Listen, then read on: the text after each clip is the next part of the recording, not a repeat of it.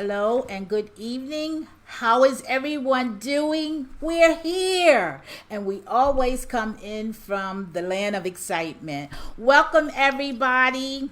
How are you out there? I'm Karen with Karen's Carrots. EA's in the C suite, my specialty. So glad you could join us this evening. And there's no storm, there's no power outage, and we're blessed and happy to be here.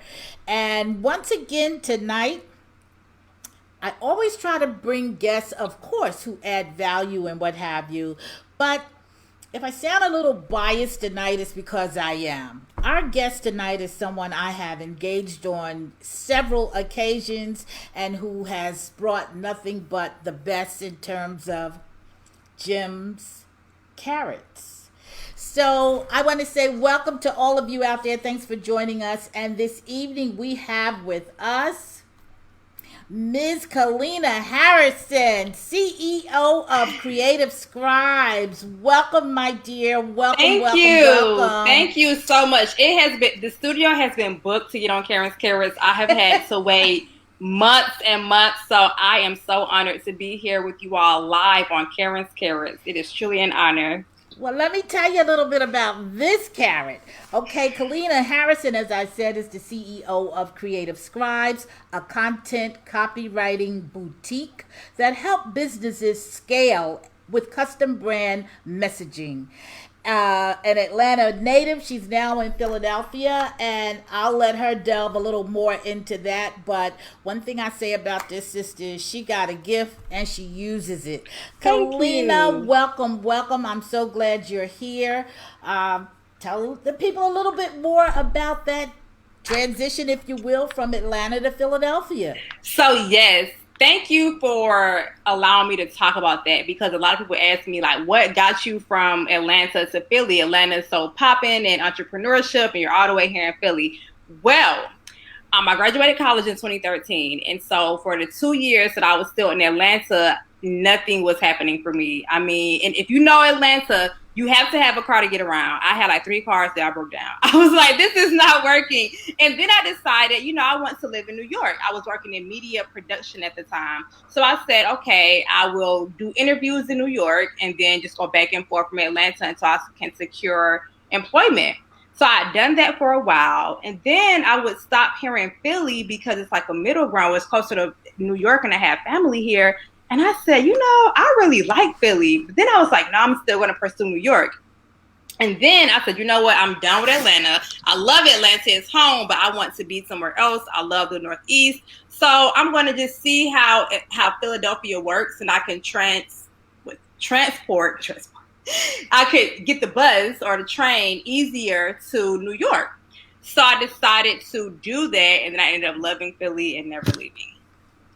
Well, we're certainly glad you did. I mean, I could have told you that this was the place, but like you say, it's the mid-ground between New York and certainly I think, well, depends on your opinion, but a better quality of life, if you will, here in Philadelphia. Yes, it's truly a gem here.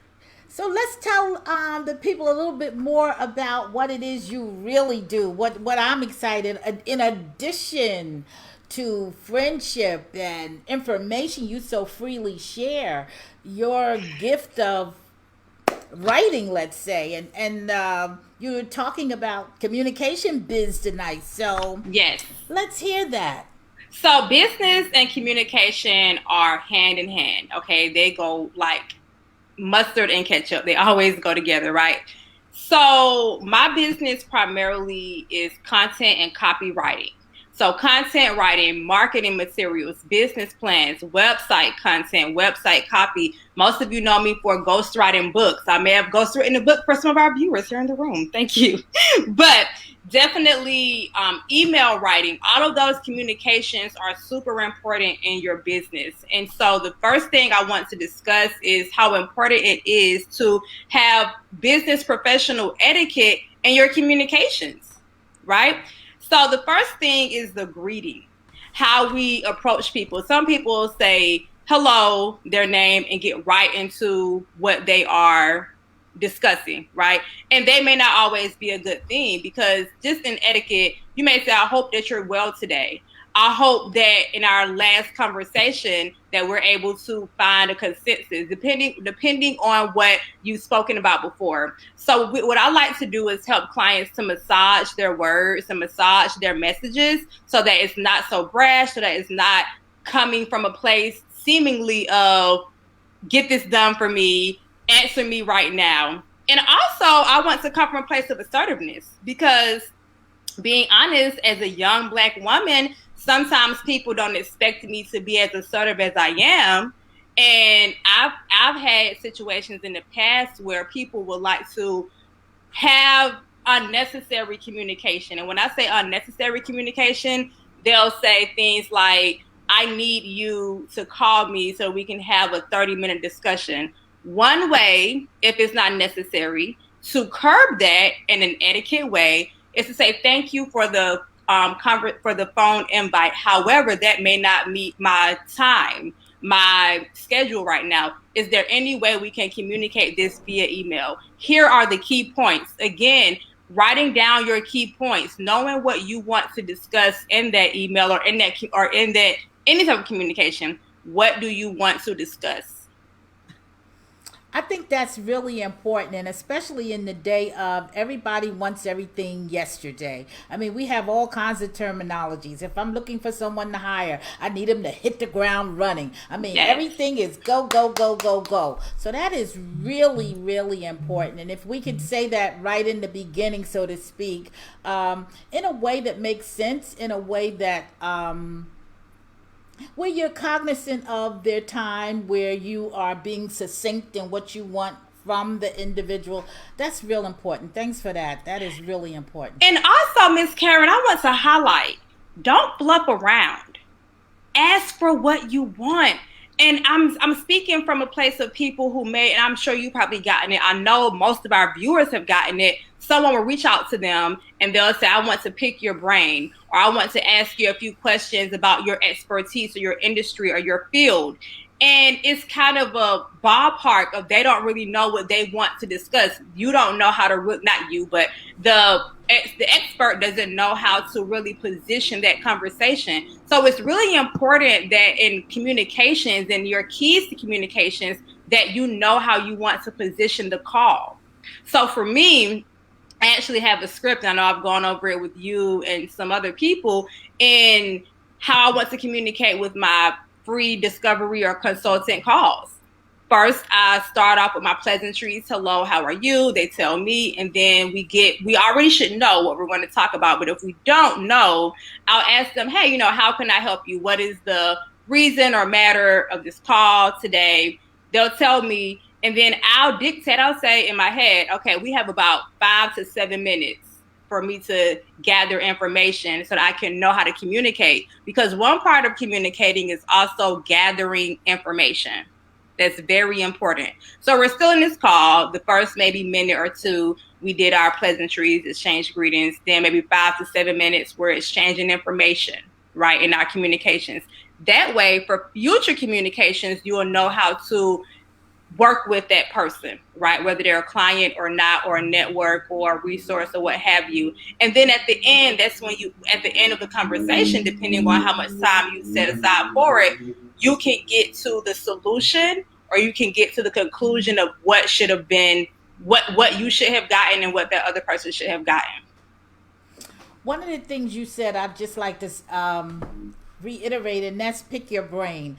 That really has, in some cases, become an insult, because Yes. what you're saying is you want to pick somebody's brain. I mean, I know that's an old terminology to say, I want to talk to you and see what you know, but you're not considering the person's time, or I should say, you're not valuing their time, because there's often a charge for a consultation. There's also what you're talking about, the communication. Do you know exactly what you want to ask this person? Have you researched them so that you know what's appropriate, if you will, to ask them, or what will bring you value from asking them? What is your feeling about that term? If someone says to you, I want to pick your brain. I know they say we can always take someone to lunch, But you want to value the time so that you're asking questions that are meaningful, that show you've done your research. Again, and thank you for harping on that, the pick your brain stance, because especially in this world of entrepreneurship, when everyone's an expert at something, and I use that in quotations because some people are not really experts. They say they are, but they aren't really. So with the pick your brain, again, as the part, say that someone wants to pick my brain, I can still control the conversation. I can still control the communication, right?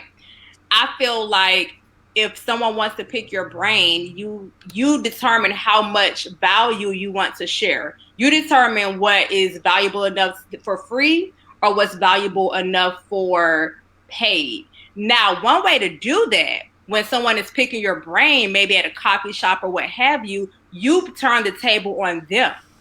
They're asking you questions to gain your expertise and learn what you know in this short span of time for free. But you ask them, well, how do you think this vast industry will help you?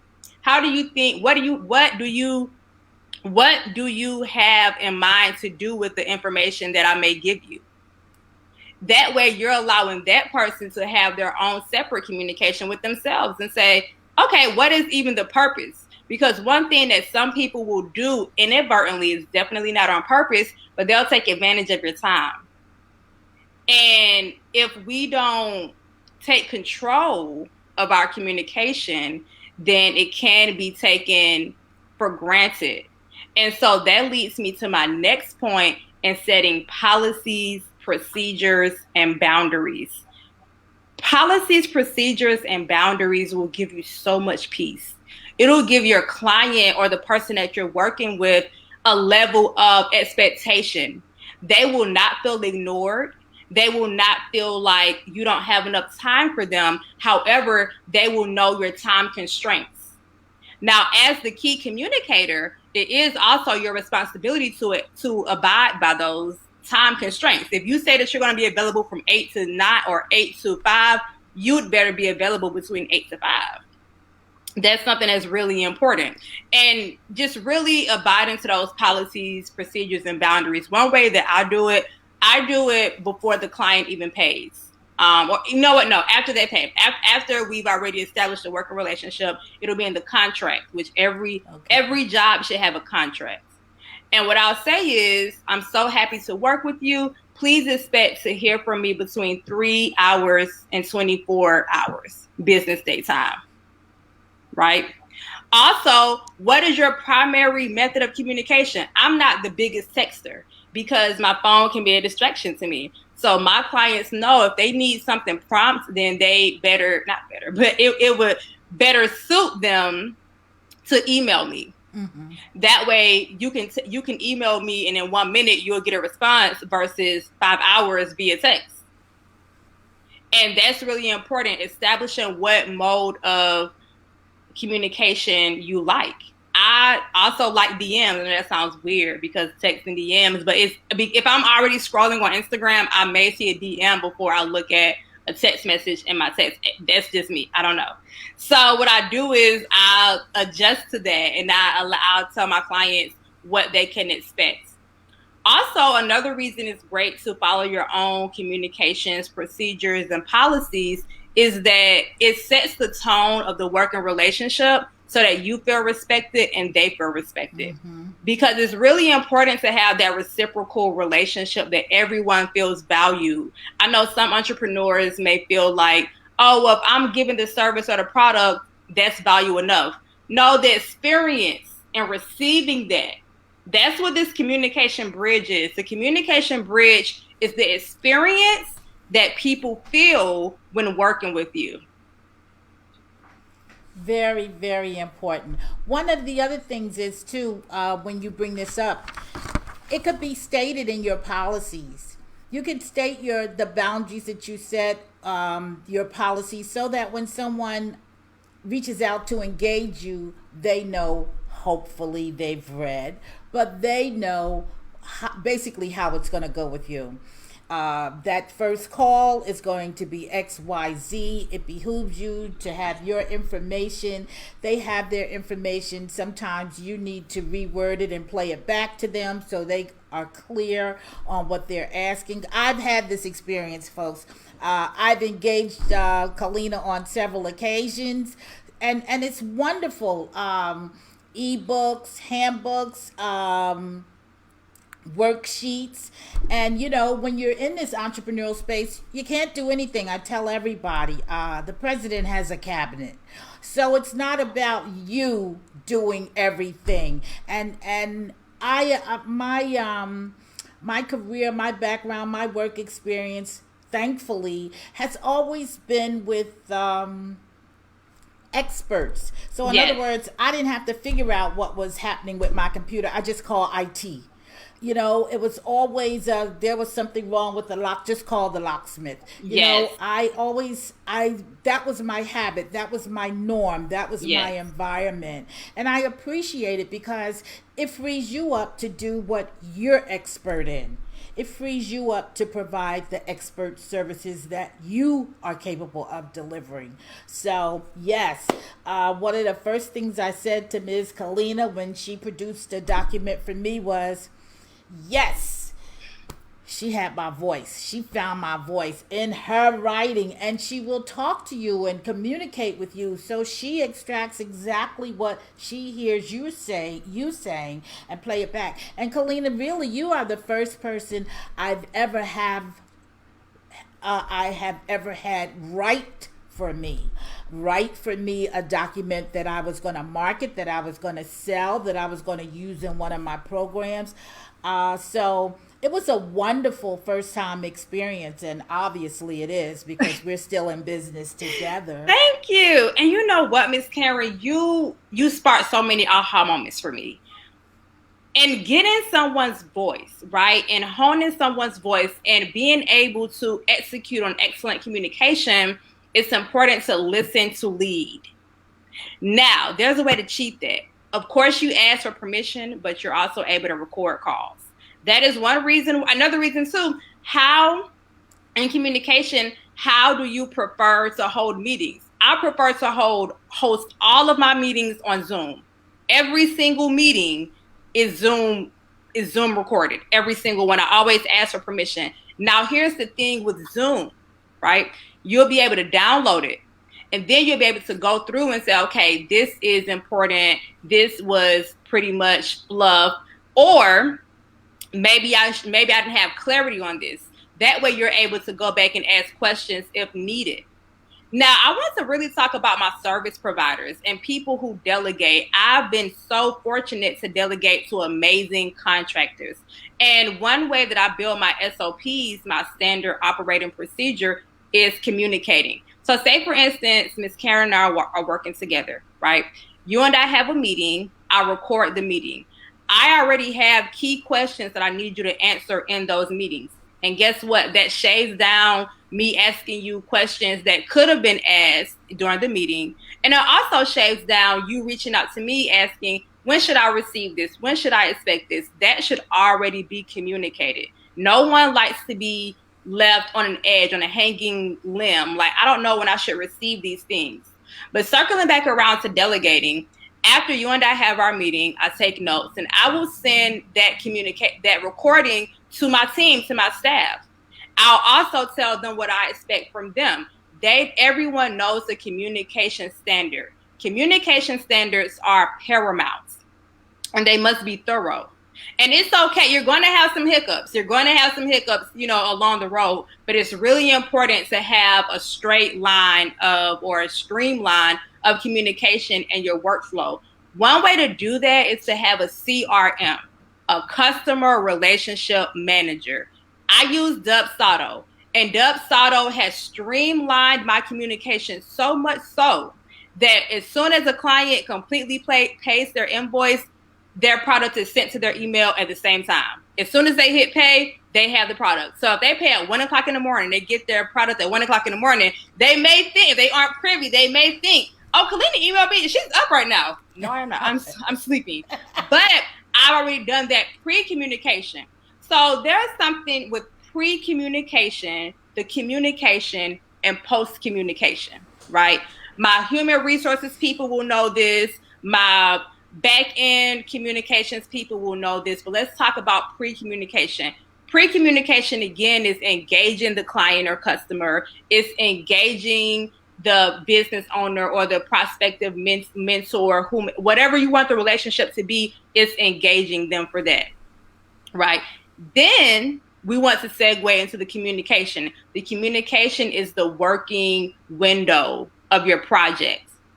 That is when you should execute on what execute. That is when you should tell your client when you expect to execute on something, how long it should take, what you need, all those logistics, right? After it's completed, after your client is paid or after the relationship has ended, you want to then send a post communication. And in this post communication, you tell them rather assertively, it's been a pleasure working with you. Our project is now completed. If you need extra services or more, I don't say attention, but you need more service, please reach out to me and we'll be able to start a new working window. Because I've unfortunately had some people come back to me a year later and ask for me to edit something. And because I never fully wrapped up with them and because I value customer service, I went ahead and did the edit on the house because I never told them that it's ended. I never sent that post communication. So we have our pre-communication, our communication, and then our post communication.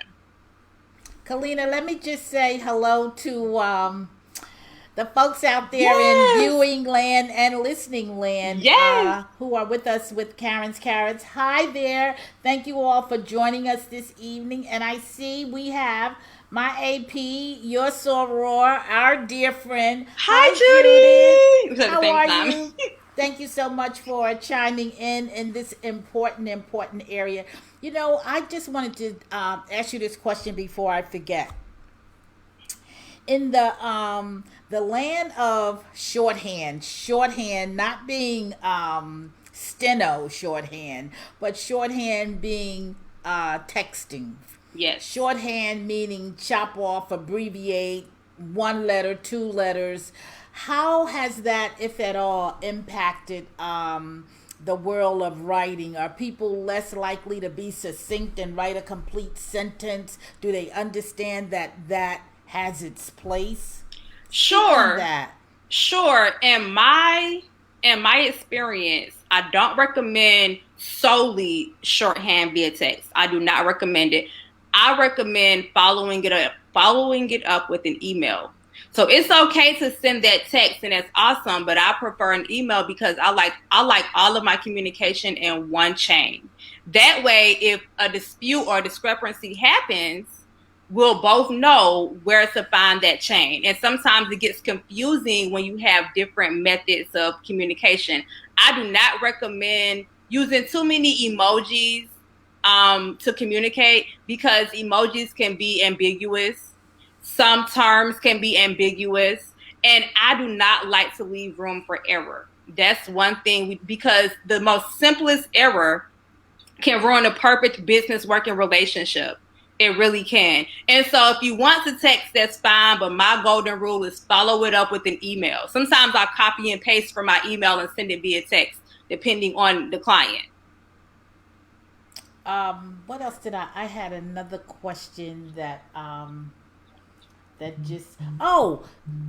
okay, so what our viewers may not know, for those who aren't fully informed about Kalina and her wealth of information and expertise. Now, I've been to a couple of events with you, and I noticed there are two things you're really big on. You're big on journaling. Yes.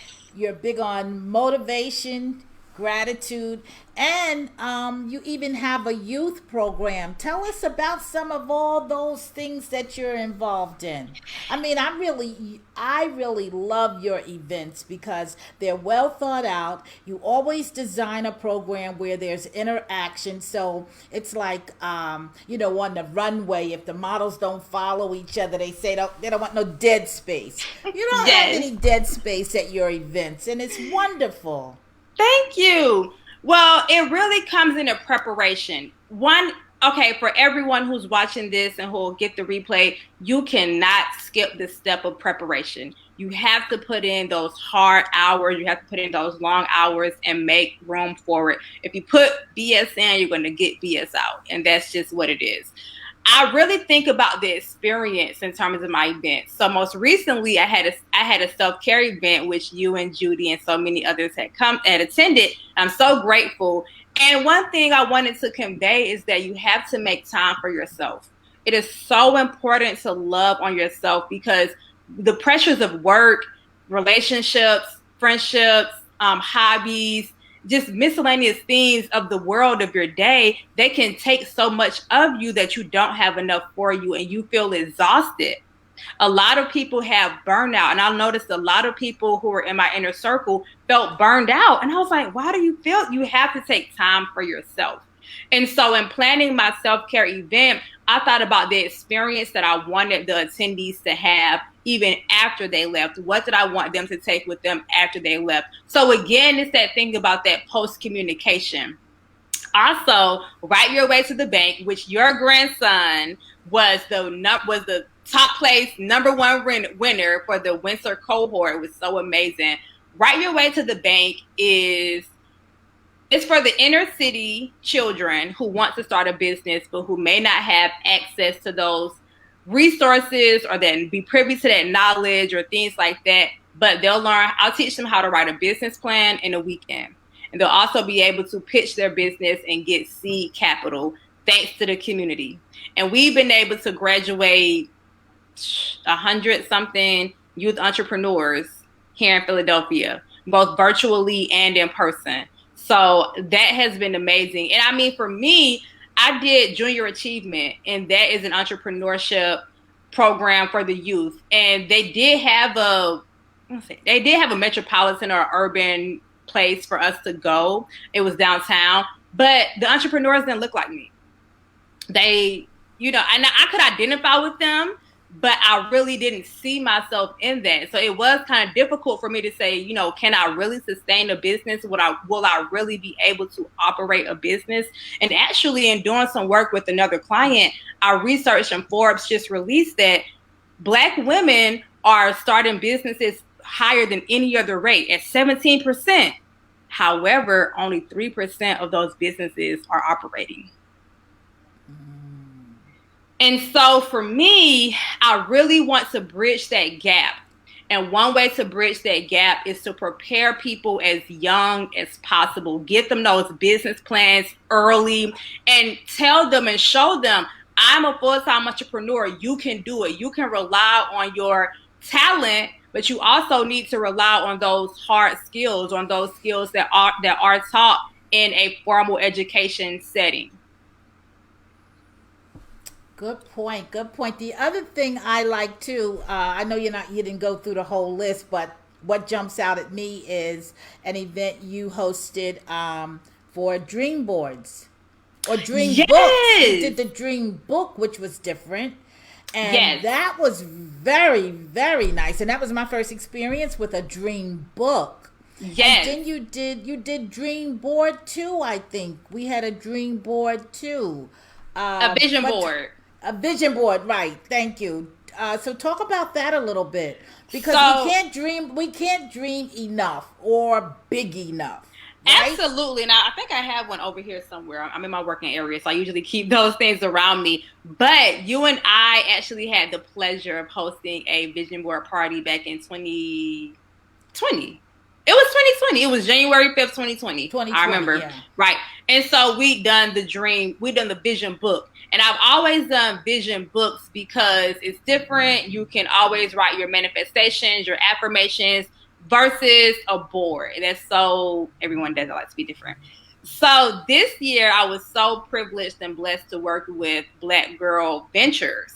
And I was able to host their vision board party virtually. And we were able to write down our affirmations. And so for me, one thing that really stands out about vision boards and writing it down. In 2014, I was still living in Atlanta. I was working at the Weather Channel. And I was also working at a local elementary school. So at the elementary school, I was teaching video production to the youth. And I thought to myself, and it was under a colleague, and I thought to myself, I can do what he does. I'm sure I can design a curriculum and teach it and have an after school program. So then I said, I don't want to teach full time though. I just literally only want to do the after school program, right? So I written down in my journal in 2014, I will have a after school program, writing program. And I will have a full contract where I design the curriculum, the activities, I design everything, and I will be paid for that contract. That was in 2014. Okay, fast forward to 2019. I'm living in Philadelphia. Mind you, in 2014, I had no thought of Philadelphia at all. I had not thought about living in Philadelphia. So when life brings me to Philadelphia in 2019, I work with a friend, Monique Pines, who I love dearly.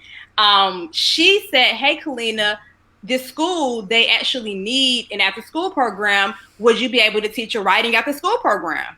Can you design a proposal? And I'm like, absolutely. And because I had worked with the youth on my own doing free workshops, because I taught in the school system here in Philadelphia, I've been preparing myself. So literally every single thing I wrote in 2014 had come to fruition in 2019. I designed the entire curriculum.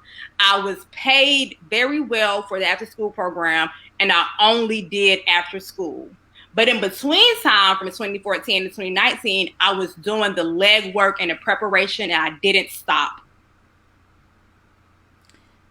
That is wonderful. The power of the written word. What Yes. they say, write it down and make it plain. That is really, really wonderful. Well, Kalina, I knew you were going to bring it tonight. I mean, bring it, you always do, but I have one more thing. appreciate. Go ahead. One more thing. Okay. Now, in terms of policies and procedures, I had something happen to me yesterday. Oh, yeah. Where I was enthralled with myself. I had to pat myself on the back for this one. So someone had tagged me on Instagram in a business writing need. Someone said they needed a business writer, and someone else had tagged me.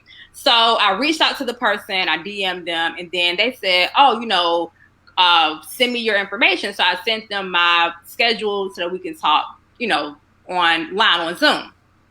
So he said, okay, well, I'll get with you if no one else reaches out. So then he texted me or he DM'd me and said, hey, can you call me in 10 minutes? So then I said to myself, I don't know if I want to call in 10 minutes. So I really would like him to go through my calendar, but I'll just call really quickly and then see how the conversation goes and then redirect to my calendar if necessary. So I ended up calling, and he was like, okay, I told him, he told me what he needed, and then I told him how much it would cost. And then he said, okay, well, can I Cash App you? And I said, no, I don't do Cash App. I actually go through PayPal.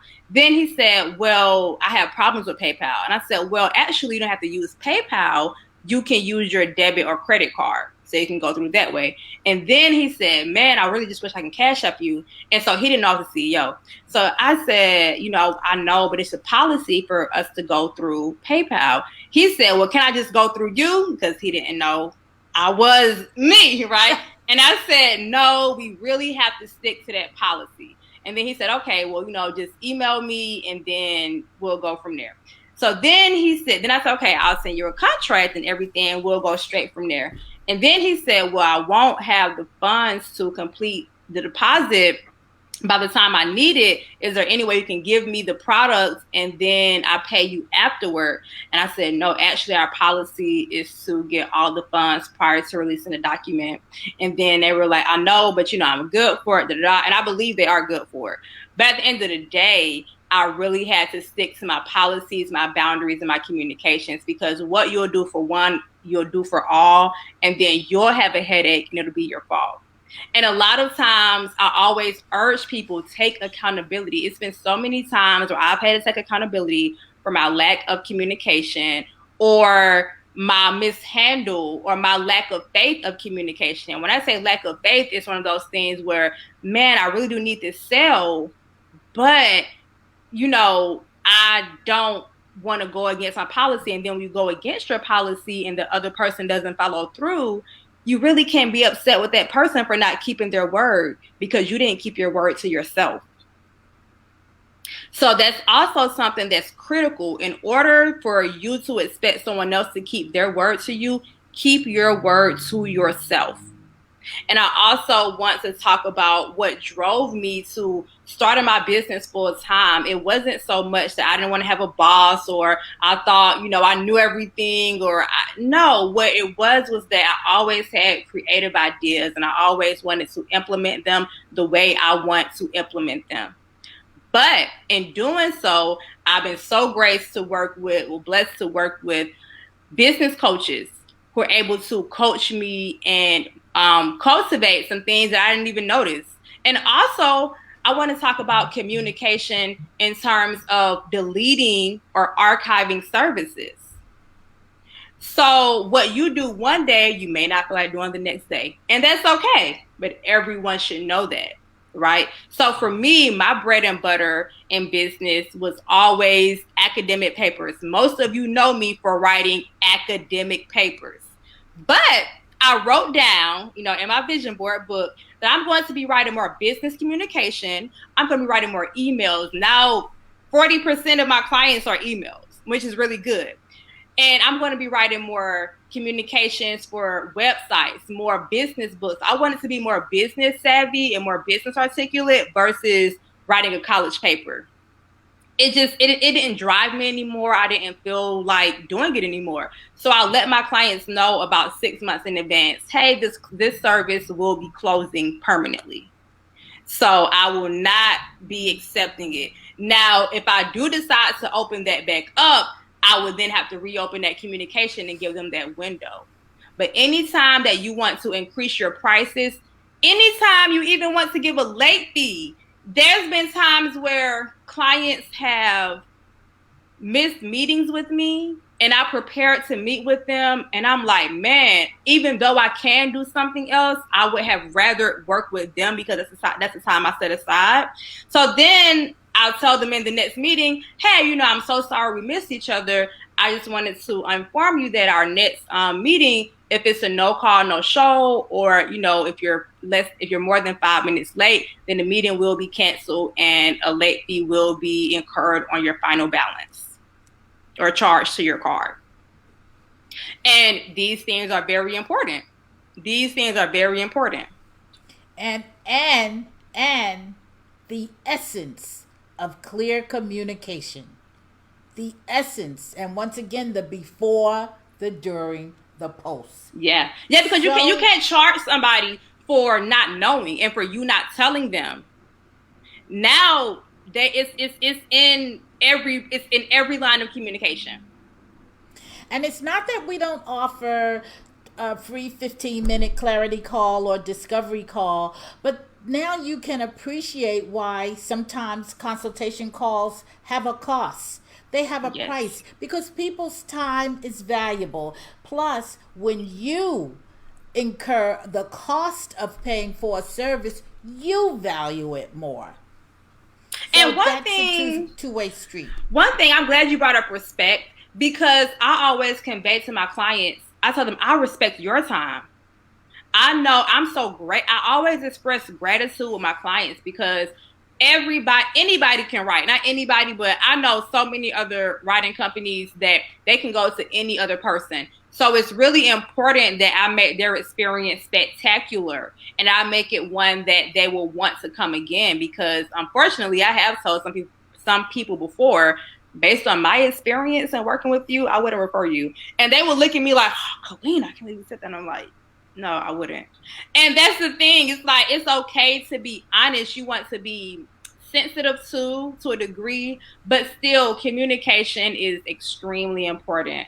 Yeah, so I always tell the person, I value your time. I know that you set aside this time. And actually, I have to call myself out. I'll give another example. So now that we're meeting in person, right? A client and I were meeting at a place and I got lost, right? So I was 10 minutes late to that meeting, right? And so they were cool about it, lax about it, like, oh, it's okay, clean, da-da-da. So I took something off of I discounted their service the next time we met because they'd already prepaid. So the next time we met, it was discounted. And they were like, Kalina, are you sure you want to discount? And I said, yes, I'm sure, because in my policy, if my client is late, I would charge them. So I have to feel that same sting. Yes, I didn't mean to be late. got lost. But taking responsibility. It's reciprocal. It's reciprocal. Taking responsibility, accountability, and really integrity. Communication and integrity, man. Integrity over integrity and income and impact. Those are my 3 I's. The other thing is we're building a reputation. Yes. We haven't gotten the Forbes, the Pepsi, the Amazon, those established name brands. Everyone knows what you're talking about. Just mention one word. But we're building towards that. And certainly you want to have the accolades coming your way. She has integrity. Oh, if she says Monday, it's going to be Monday. Or, whatever the case happens to be, you're building your reputation. And by all means, integrity is the big I. Yes. And you want that to follow you. You want everyone to know, if you deal with Kalina, it's going to be XYZ. If you deal with Karren, it's going to be XY. That's what you want. The expectation of excellence. Exactly. Yes. I like that. I like that a lot, Kalina. You've been a great, great, great wealth of information, creative scribes. I love that name too. Thank you. I am so happy you were able to get here tonight, and I want to give you an opportunity to let the audience know what you have going on, if there's anything you'd like to share, and also as we head towards the door in terms of parting, give us, a word of encouragement, motivation, a word to keep getting up, going, even when the way seems muddled, cloudy, whatever. Absolutely. And I'll share another transparent story because we all need them, right? In terms of what Creative Scribes has going on, what we are doing is developing templates. So people who struggle with, I even correct my own communication. For people who struggle with communicating via email, we're developing reusable templates that you can store into your canned email box and just pull them out as needed.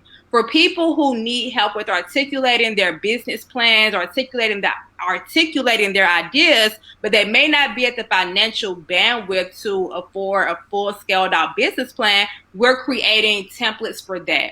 Creative Scribes is also doing some hiring. So if you're serious about writing, creative writing, business writing, then we'll be looking out for that pretty soon. Also, what Creative Scribes has going on is business courses in terms of writing and researching and gathering information, because that's super important in communication, listening to lead and gathering information. So something that I want to lead with in terms of inspiration, always know that you can do it. Don't think you can do it. Don't believe you can do it. Know that you can do it, and define what that it is and what that means to you. Always express gratitude to a higher being, even if it's within yourself, no matter what that is, because truth of the matter, you didn't make yourself. So there is some higher being that is pushing for you to win. And always know that there are people lined up in your future to help you bring the success that you desire. I did not know in 2014 that my dream job would come exactly how I wrote it down, without missing a beat in Philadelphia 6 years later. 5 years later. I had no clue. None. So always know, again, we're not thinking, we're not second guessing, it's not probable, it's knowing. Always know that what you desire, if it's righteous, if it's right, if it's integrity, then it will come to fruition. Know yourself. Know thyself. Yes. What better words to part on this Thursday night with Karren's Carrots. I thank you so much for being here. For those of you who catch this on the replay, please hashtag replay. We appreciate that. I thank you all who tuned in tonight and who joined us. We appreciate it.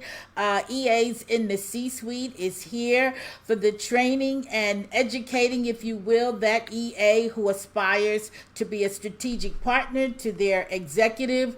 We have courses, we have programs to elevate you there. And I like to call my secret sauce emotional intelligence. We work on the soft skills. You get the hard skills we'll give you the soft skills. At least we'll give you a path to strengthening those soft skills. So I thank everyone here who participated. Big thanks to Creative Scribes, none other than Kalina Harrison. You. I so enjoyed your talk, and I'm sure our audience did as well. We will be here again, God willing, on next Thursday at 7 with more Karren's Carrots. Thank you all. I can be reached for those who are interested in reaching out, learning more about what we do. You can go to my website, easintheCsuite.com. There's also my email, info@KarrenEHenderson.com. I thank you all. And so long till next Thursday. Thank you, Kalina. Bye. Thank you.